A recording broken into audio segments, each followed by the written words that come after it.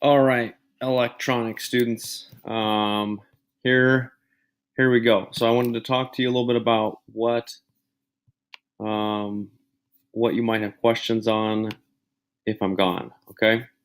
So this is that green cardstock paper I gave you. You're supposed to write on here what's happening, what's going on. So for Cameron and for John and Adam, if you have a timer and other stuff on there, then just ignore this. Okay, you don't have to watch this video. You've got your own blueprints you're following. But for everybody else, um, the goal was to write in here like what color you wanted. So red, green, blue, purple, yellow, white.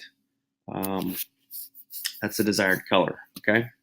So, um, and again, if you wanted just blue, then you'd only have, 330 ohm resistor up here on the blue pin. That's one of the four legs of the LED. So again, the longest one is the ground. So the other three, it has to have a resistor go to red, green, blue. Okay. And so one of those pins is the blue one. One of them is the green pin and one is the red pin. Okay. So don't overcomplicate it. You have to have a red wire from your battery, maybe go to a switch, then go to your resistors, then your LED, and it has to go from the pin, the long leg of the LED, back to the battery. Don't overcomplicate it, okay?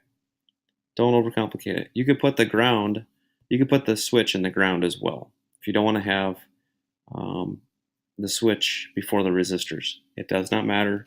Resistors do not matter which polarity they're plugged into. But the long leg of the LED is my ground, and it goes back to your battery. So that must be soldered to your black wire.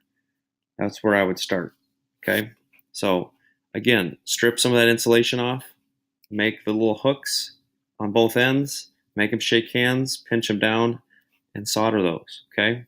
It's very, very easy to do, okay? So again, take pictures of your breadboard with it working, and then just kind of take it apart one piece at a time to do that. So again, this video is not for just Josh or for Mason. It's for all of you. So if you have a question, think about it.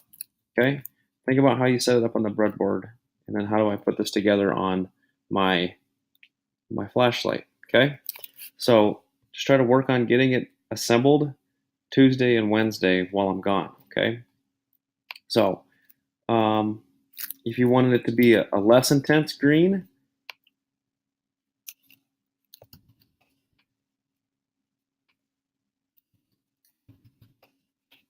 you'd want to have maybe like I don't know, a 500 ohm resistor.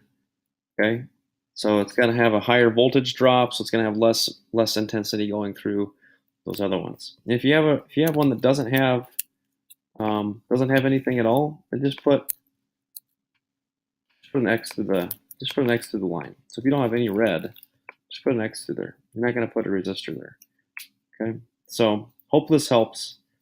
Just don't overthink it. You've been building circuits like this all semester, but now we're just going to build them physically in our hands, not on a breadboard.